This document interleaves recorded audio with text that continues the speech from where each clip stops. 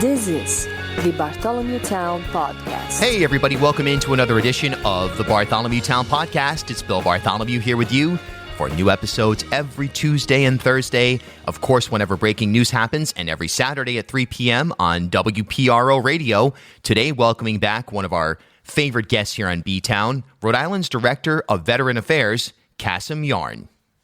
Always great to have the director here on the program. Always interesting and important discussion, plus a lot of fun. I think he stands out as just like, I wonder if anyone ever did a poll of like favorability of Rhode Island government officials. I don't know. You'd have to think that the director would be right there at the top. You know what I mean? It's hard to not love this man's energy and the work that he does and what he brings to our state. We've had him on the program many times here and always get great feedback. So wonderful to have him back here on Rhode Island's podcast of record. You know, there's so much going on in the state right now, and we're ramping up for political season. A lot of candidate announcements in recent times, and even kind of the reverberation of announcements that were made in 2021 that are starting to pick up steam. You can count on Bartholomew BTOWN to be there for you throughout 2022 as we will profile candidates. We will look at issues. We've got some debate scheduled. The whole deal. BTOWN is your Rhode Island election headquarters. Is anyone else using that phrase? I bet someone is. I bet like Channel 12 or somebody has that specifically trademarked. So maybe I shouldn't say that again, but if you care about the election, you care about politics in Rhode Island, spread the word. BTOWN is where you'll get in-depth conversations with the candidates. And look, you know, I think it's important to profile everybody because there's a lot of candidates. Some people would call them renegade candidates. There's people who are off the grid who are not necessarily even profiled by parties themselves, whether it's the GOP or the Democratic Party. And I think we're going to try to spend as much time as we can, of course, profiling the big names, but also taking a look at some of these, outsider candidates, because we want to give a robust version of events as to what's happening with election 2022. So stay tuned for plenty of that. But for today, welcoming back to the pod, Rhode Island's Director of Veteran Affairs, Kasim. Well, I said in the open that if we were to poll Rhode Island and say, okay, who's the most likable figure in state government, I would argue that you would probably be towards the top. I don't know if you agree with that from your perspective looking outwards, but you know, we're at a moment right now where it's gotten so splintered that there's just this anti-state mentality that we see both on the left and right, honestly, that has just gotten so out of control. And then what happens is people forget about the work that's actually being done on a daily basis. I guess let's start right there. I mean, your take on just this current moment and how it distracts from important issues that are either specific to your office or just even in general. You know, Bill, thank you for having me on your show, your podcast once again. You know, this is truly, I think this is our third installment. Yes. Third of many to come, I hope. Yes. You know, as I start to take as leaders, a leader has to be very introspective and looking internally to figure out what his or her strengths and weaknesses are, as I've shared with you before. Well, you know, and also being a man of faith and to believe. You know, when we first had this, when this virus first hit, you know, we've not experienced this, obvious to state the obvious, we've not experienced something like this in the past. But I noticed something, and there's something weird was happening. Families start to do things together that I've never seen before. You know, husband and wives out there working in the yard together. More so, everybody's confined to their homes. So they started to look inward as families looking inward, being, you know, had to, you know, stay home. And and it was very refreshing to see. You know, our family grew close together as regard. We're cooking dinners together. We're talking about certain things. You know, the hot topics that we started to see progress. Families working together that's what I'm thinking, wait a minute, there's goodness coming out of this virus. So then you start to see the civil upheaval that is going across our nation regarding the injustices that were happening. And so now we're faced with a pandemic, but how can you respond to a pandemic when you got social upheaval going throughout this spreading. And so, and oh, by the way, we're in a campaign year, the second year into it. And now we start to be very divisive. So here we are, something that start to unite us to combat something. Now, those very same virtues are ripping us apart from each other.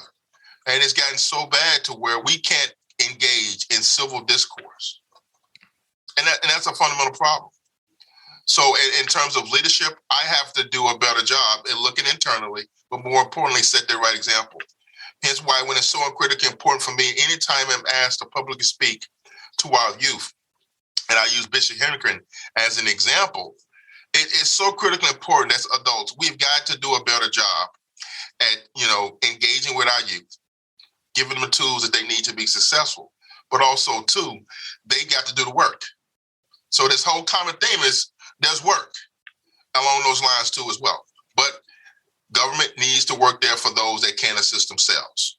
But on the same token, we've got to also develop ability to assist our own selves as well in order to impact change along those lines as well. So it's a complicated problem, but the key, Bill, I think, is to getting the right folks in the room to ability to engage in civil discourse and set the example for others to emulate.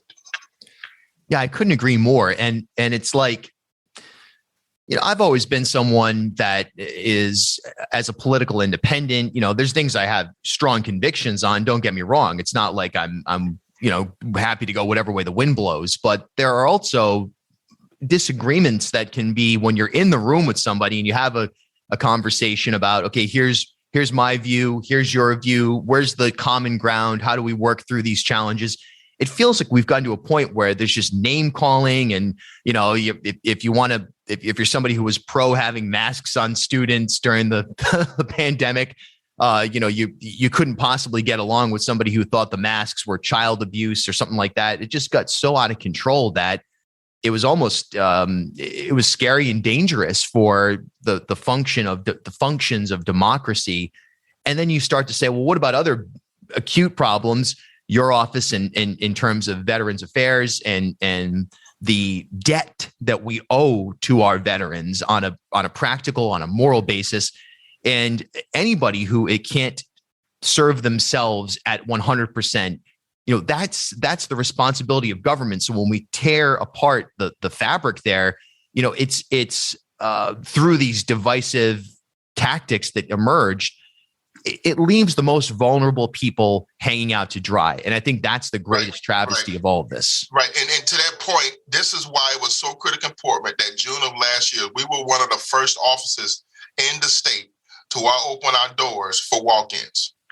To your point, it is just that critically important. So my job is to be that advocate, be the number one advocate for the veteran and military family. Well, you got to do that. It starts at home.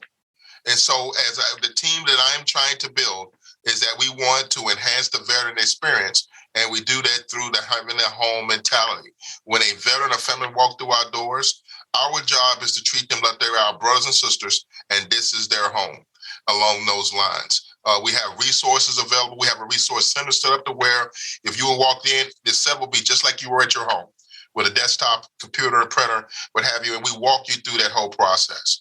But over the shoulder, if needed, to guide you, because a lot of programs now, in terms of ability to apply for those things, are all done online. Well, we have 80% of my veteran population are over the age of 55. And so that demographic, not necessarily that tech savvy, as opposed to the younger generation of veterans. So not only do I have to simultaneously develop programs and assist those that are in the older population, I also got to I don't want to insult the intelligence of our younger generation of veteran military family members too as well. So I also got to make sure that our services are robust as well, through make sure our website is up to date. All the information that we have, multiple ways that we can reach out to the veteran family member, to include our ability to reach the veteran where they're living in their homes in that regard. So that's so critically important to develop a partnership, to leverage state capabilities, to leverage municipality capabilities, and also to bring our federal partners to the conversation as well, because they have resources as well that we can leverage their capabilities also. Right. And that integration between the state and federal levels and even the municipal levels is something that also is we kind of realized, wow, this is more than just talking points and through COVID, it's like the execution of distribution of PPE or whatever it is, or now grant dollars. I mean, come on, that is absolutely. But you know what, Bill?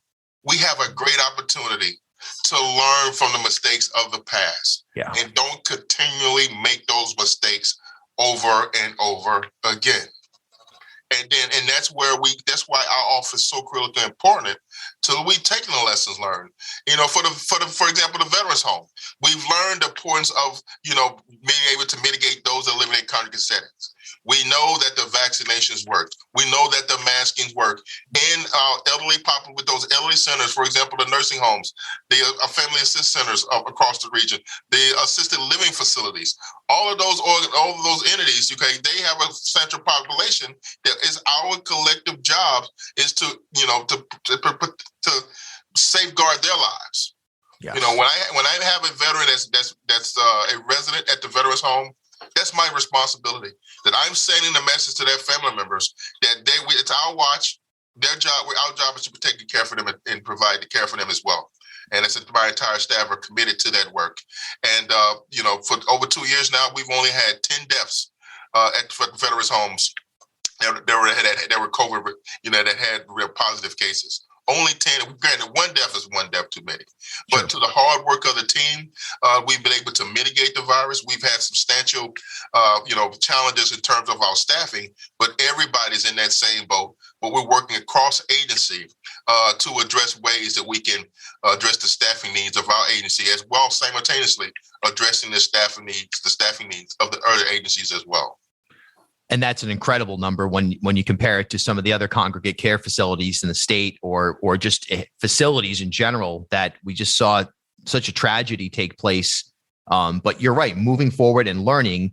And I guess that brings us to the annual report 2021, which I had a chance to peruse.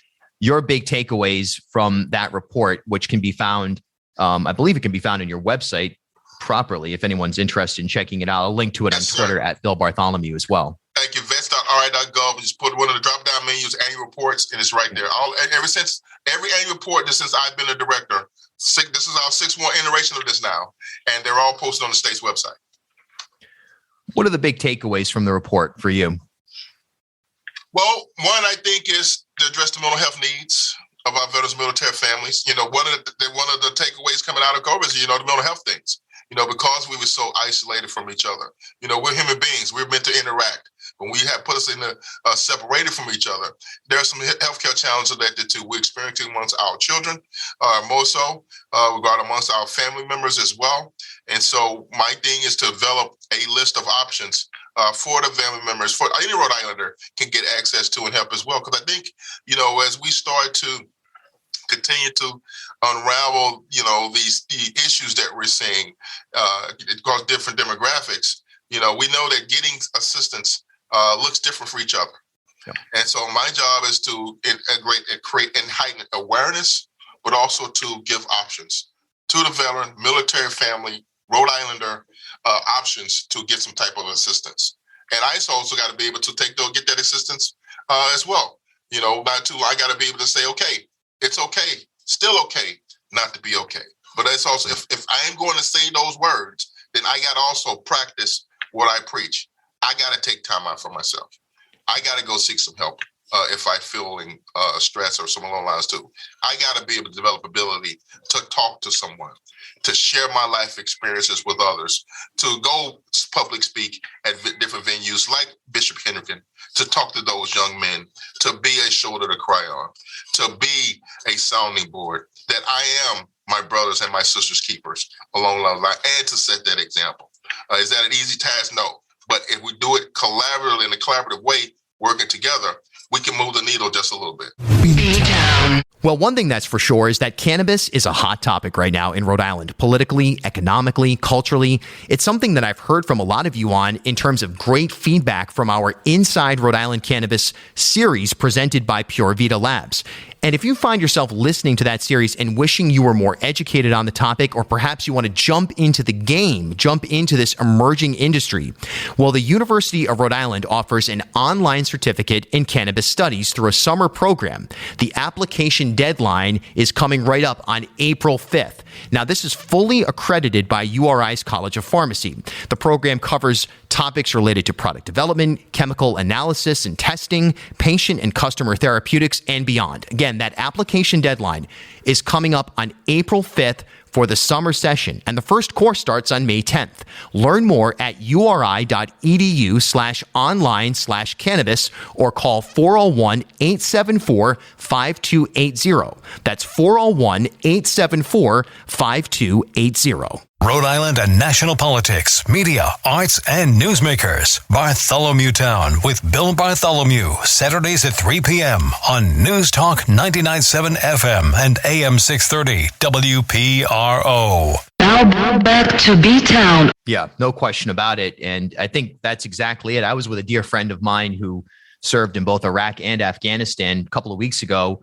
And, just those conversations about, he's a wonderful artist. He actually lives in Los Angeles now and is a great filmmaker, but that it's important to just pause and realize, like, exactly as you said, it's okay to not be okay. It's okay to reflect on what happened. It's okay to reflect on what's happening right now in Ukraine and Russia and anxiety that's induced there, and thinking about the younger generation. All those are real and reasonable conversations to have, and essential. And your office has provided a lot of foundation for that to take place here in Rhode Island. And, I can only imagine how rewarding it is to be able to facilitate that type of dialogue for our veterans here on a regular basis. And you must get a lot of real your feedback must be pretty authentic on a regular basis. I continue to serve with humility. And there's no greater blessing when you advocate on someone else's behalf. My brothers and sisters, for example, our women veteran population, the largest demographic that are transitioning back to our communities is our women warriors, or our women warriors. And so with that said, I'm a firm believer of this, that if in order to serve a community, you got to represent them. Yep. So I recently hired a woman to run our women's program. Imagine that. If we haven't, right. we're saying women are our priority, then I got to have representation that represent them, that can intercede and speak on their behalf.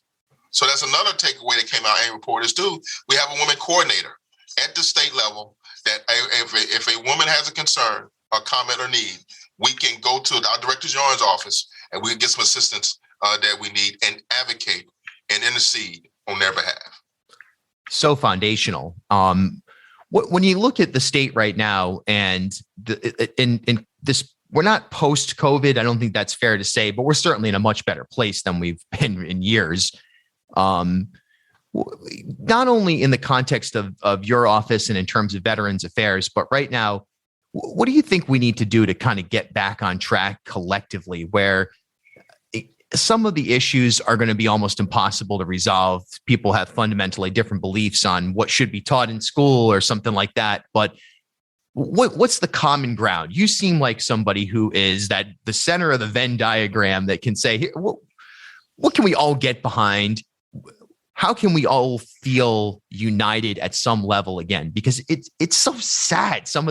I honestly have felt so sad sometimes when I just going on Twitter and seeing the reaction to something that should be a completely benign interview that I post with a candidate or an elected person or an innovator in healthcare or something like that. And just the idea that if we're not united on science and medicine, if we're not united on just a general collective moral spirituality of goodness, I just feel so lost sometimes. What's the center that we need to get behind?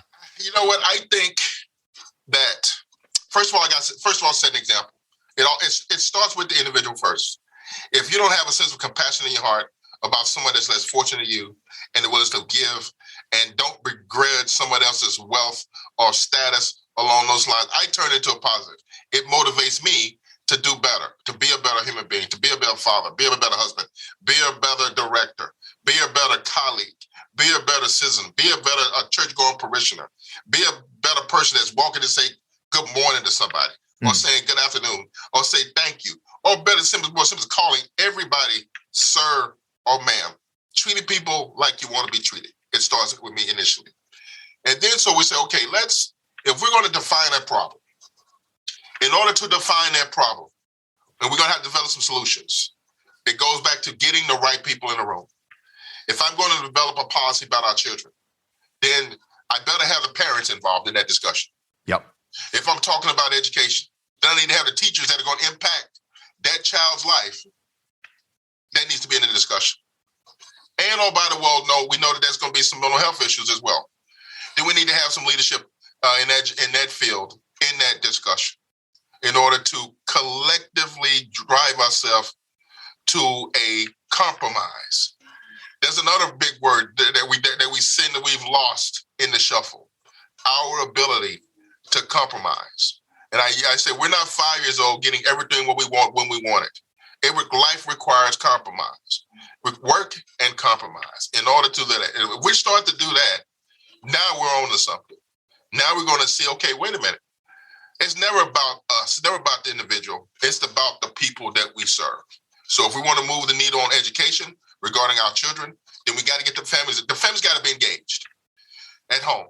But guess what? If you start to peel that onion back, and let's look at the family model at home. Are we supporting the family structures at home? And I would argue there's some room to improve with that too. So let's start to look at that. What are the tools are we giving our family members, our parents, to be successful, to give them the tools that they need as well? And so those are the challenges that we're faced with. But the ways we combat those challenges is by getting the right people in the room and develop policies together, side in hand. So that way, when we come up with a decision and we walk through that door, we're all on the same page. Are we going to have some differences? Absolutely, called life. We want to have those differences. And let's air all those differences out to get us on the right page. And when we air those differences, okay, let's now start to develop some solutions to those differences to get us to a compromise decision. So fundamental and not said anywhere near enough. There's no question about it. I mean, it's like, yeah, so true. And everybody can hear that and reflect on that and figure out a way forward based on exactly what you just said there. You're in your second administration now. We're over a year into the McKee administration. You've previously said here on this show that you would never be interested in running for governor or anything like that. Is that still the case? Still the case, sir. No way, no how. It's just the challenges. And again, I'm not against those that are seeking to run for public office on us too. I think my mission is to serve in a director type capacity, to lead an organization on those lines too, and also to be able to advise our elected officials.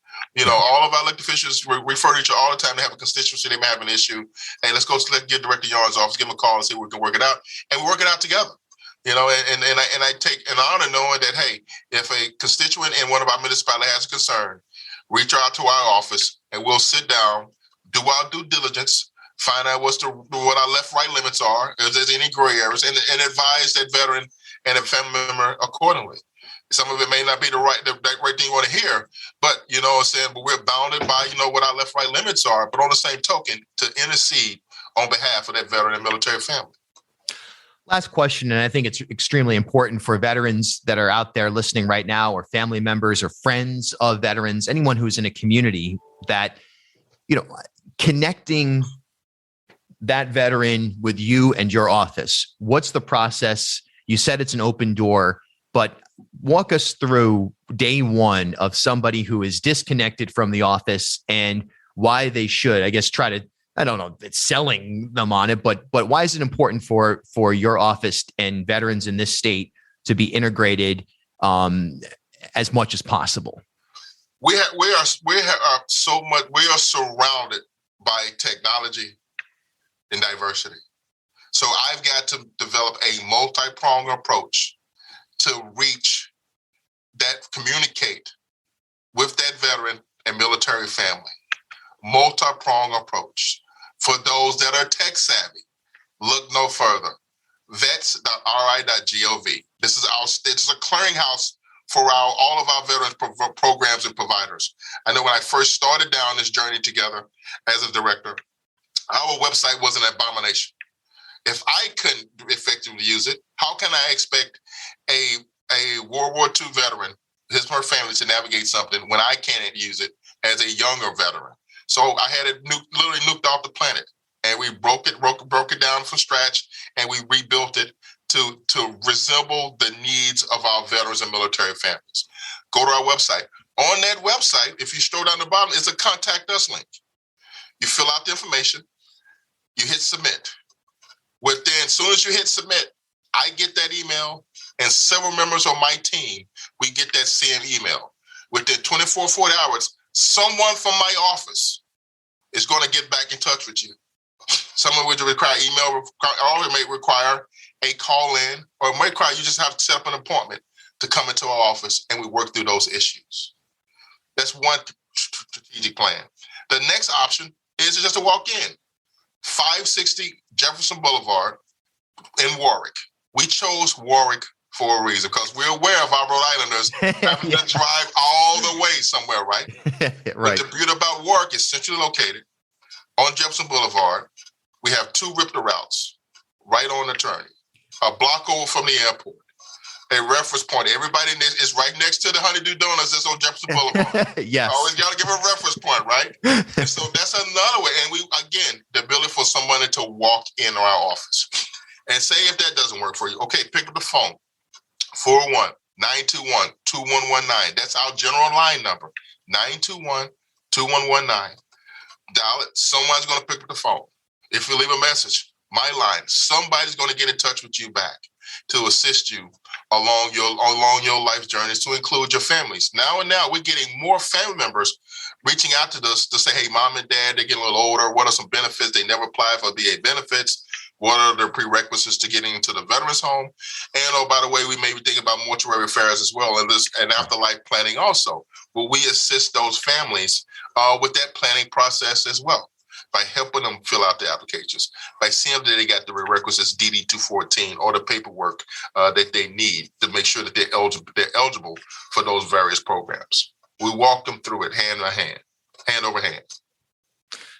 Director, always an extreme pleasure. Thanks for hopping on again, and I look forward to much more of this. And you are truly, just such an inspiring leader in the state, and I mean that sincerely, and I speak of that any chance I can. Just what an incredibly compassionate, humble, and caring leader you are, and to me, just a total role model. So thank you for what you've done for this state. Thank you, sir. And anytime you need me, please call, and I'll run to you. I'll run to the airways for you. Awesome. Rhode Island's podcast of record, BTOWN. At HealthSource RI for Employers, we provide access to health insurance to more than 1,100 local businesses and nonprofits, and 96% of them renew through us every year. Maybe it's our choice of 19 different health plans, our 10 years of customizing solutions, or our one local team of dedicated experts helping employers find quality health insurance. See how our numbers stack up for you. Learn more at healthsourceri.com/employers.